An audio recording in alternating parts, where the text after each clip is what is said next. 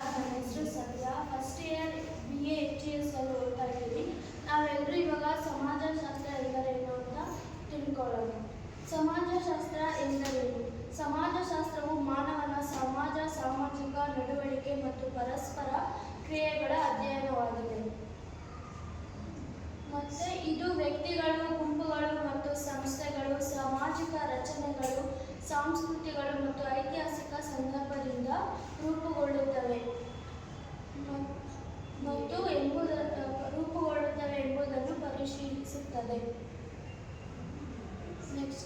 Next ಅಧ್ಯಯನ ಪ್ರಮುಖ ಕ್ಷೇತ್ರಗಳು: ಸಾಮಾಜಿಕ ಸಂಸ್ಥೆಗಳು, ಕುಟುಂಬ, ಶಿಕ್ಷಣ, ಆರ್ಥಿಕ, ರಾಜಕೀಯ ಇತ್ಯಾದಿ. ಸಾಮಾಜಿಕ ಸಂಬಂಧಗಳು ಮತ್ತು ಮಾನವನ ನಡವಳಿಕೆಗಳು, ಸಾಮಾಜಿಕ ಬದಲಾವಣೆಗಳು ಮತ್ತು ಅಭಿವೃದ್ಧಿಗಳು. ಸಂಸ್ಕೃತಿ, ರೂಢಿಗಳು ಮತ್ತು ಮೌಲ್ಯಗಳು, ಅಸಮಾನತೆ ಮತ್ತು ಸಮಾಜಶಾಸ್ತ್ರವು ಏಕೆ ಅಧ್ಯಯನ ಮಾಡಬೇಕು?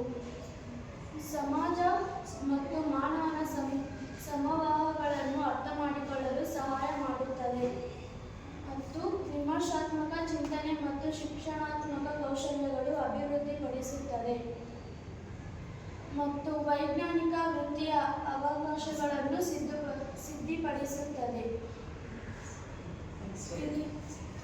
ಮತ್ತು ಸಮಾಜಶಾಸ್ತ್ರವು ನಿಮ್ಮ ವೃತ್ತಿ ಜೀವನದಲ್ಲಿ ಹೇಗೆ ಸಹಾಯ ಮಾಡುತ್ತದೆ? ಮಧ್ಯಮ ಮತ್ತು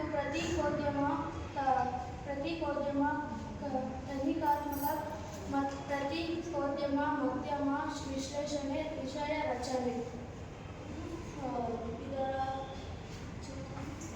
ಇದರ ಚಿತ್ರ ಇಲ್ಲಿದೆ. ಮತ್ತು ಶಿಕ್ಷಣ, ಬೋಧನೆ ಮತ್ತು ಶೈಕ್ಷಣಿಕ ಸಂಶೋಧನೆ, ನೀತಿ ವಿಶ್ಲೇಷಣೆ. ಮೂರನೇದು ಸರ್ಕಾರ ಮತ್ತು ನೀತಿ ನಿರೂಪಣೆ, ಸಾರ್ವಜನಿಕ ಆಡಳಿತ, ಸಾಮಾಜಿಕ ಸಂಶೋಧನೆ, ಮಾನವನ ಹಕ್ಕು.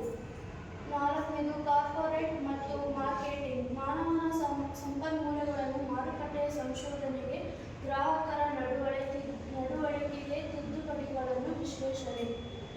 ಐದನೇದು ಕಾನೂನು ಮತ್ತು ಸಾಮಾಜಿಕ